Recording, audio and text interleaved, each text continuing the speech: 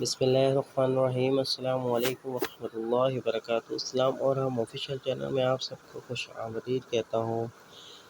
23 مارچ ایک تاریخ ذات دن۔ اس ویڈیو کو آخر تک ضرور دیکھیے گا اور ثواب کی نیت کے ساتھ شیئر ضرور کیجیے گا۔ 23 مارچ کا دن پاکستان کی تاریخ میں سنہری حروفوں سے لکھا گیا ہے۔ 1940 میں برصغیر کے مسلمانوں نے اپنے مستقبل کا فیصلہ کیا، جس میں مسلمانوں کی اکثریت والے علاقوں پر مشتمل علیحدہ وطن کے قیام کا مطالبہ شامل تھا۔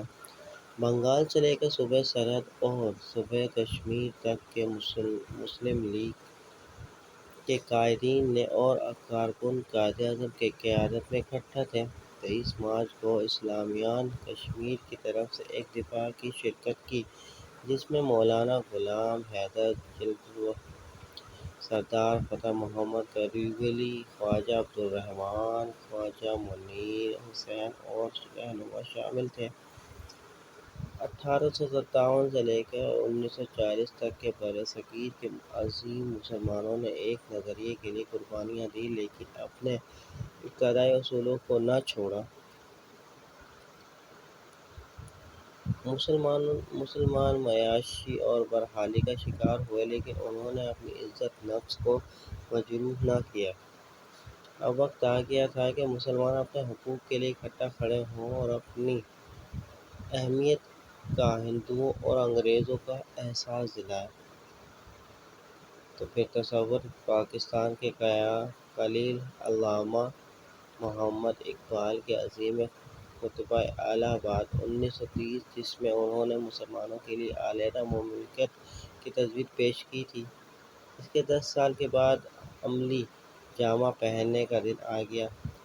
اگر انگریز ہندوستان سے چلے جاتے اور پھر یقین ہندوستان کو ہی ملتا تو مسلمان ہمیشہ ہندوؤں کی غلامی میں رہتے۔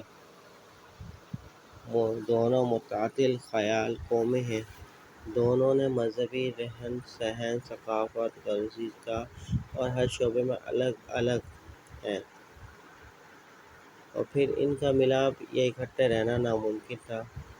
بس اس منظر میں 23 مارچ 1940 کو برصغیر کے مسلمانوں کو اپنے الگ وجود کا احساس ہندوؤں اور انگریزوں کو دلانا تھا۔ یہی ہمارا دو قومی نظریہ ہے، جس پر پاکستان کا قیام عمل میں آیا۔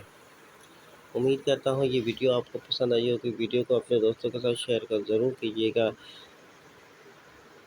ویڈیو پسند آئے تو لائک کر دیجیے اور کمنٹ سیکشن میں اپنی قیمتی رائے ضرور دیجیے گا۔